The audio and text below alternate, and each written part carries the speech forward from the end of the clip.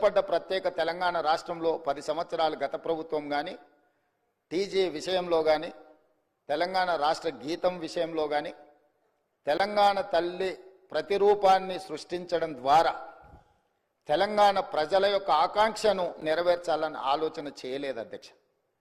ప్రజలెన్నుకొని ప్రజాప్రభుత్వం అధికారంలోకి వచ్చిన ఎంబడే ప్రజల ఆకాంక్ష మేరకు పనిచేయాలని టీజీని పునరుద్ధరించుకోవడమే కాదు, ఆనాడు ఉద్యమ సందర్భంగా బండ్లపైలనే కాదు గుండెలపైన రాసుకున్న టీజీని పునరుద్ధరించడం ద్వారా తెలంగాణ ఆత్మగౌరవ ప్రతీకగా టీజీని ఈరోజు మనం రాసుకుంటున్నాం గొప్పగా.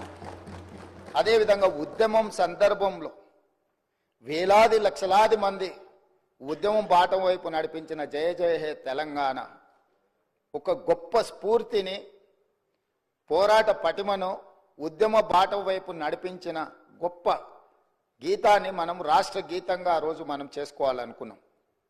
కానీ 10 సంవత్సరాలు తెలంగాణ రాష్ట్రానికి అసలు రాష్ట్ర గీతమే లేకుండా పోయింది అధ్యక్ష.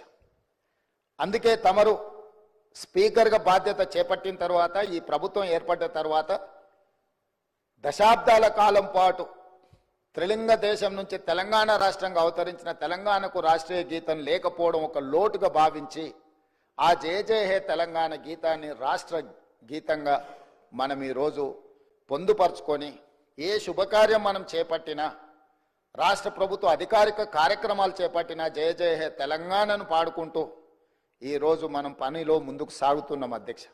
అదేవిధంగా 10 సంవత్సరాలు గత ప్రభుత్వంలో తెలంగాణ తల్లి ప్రతిరూపమే అధికారికంగా లేదు అధ్యక్ష. ఒక లోటు.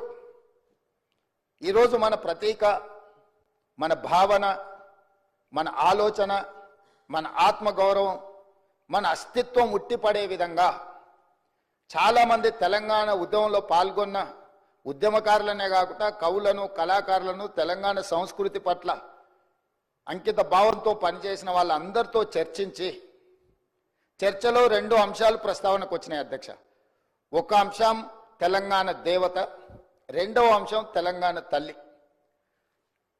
తెలంగాణ మూర్తి దేవతలాగా వజ్ర వైదూర్యాలతో, కిరీటాలతో, భుజకీర్తులతో ఉండాలా, లేకపోతే తెలంగాణ తల్లి మన తల్లిలాగా మన ఇంట్లో మన అమ్మను చూసుకుంటే మనకి ఏ విధంగా అయితే సంతృప్తినిస్తుందో, ఒక అమ్మ మనల్ని ఎంత ప్రేమగా గుండెల్లో పెట్టుకొని చూసుకుంటుందో అట్లా ఉండాలని ప్రస్తావన వచ్చినప్పుడు మేధావులు, ఉద్యమకారులు, కవులు, కళాకారులు మనం తెలంగాణ తల్లి అనే భావనతోనే ఉద్యమ బాట పట్టినాం.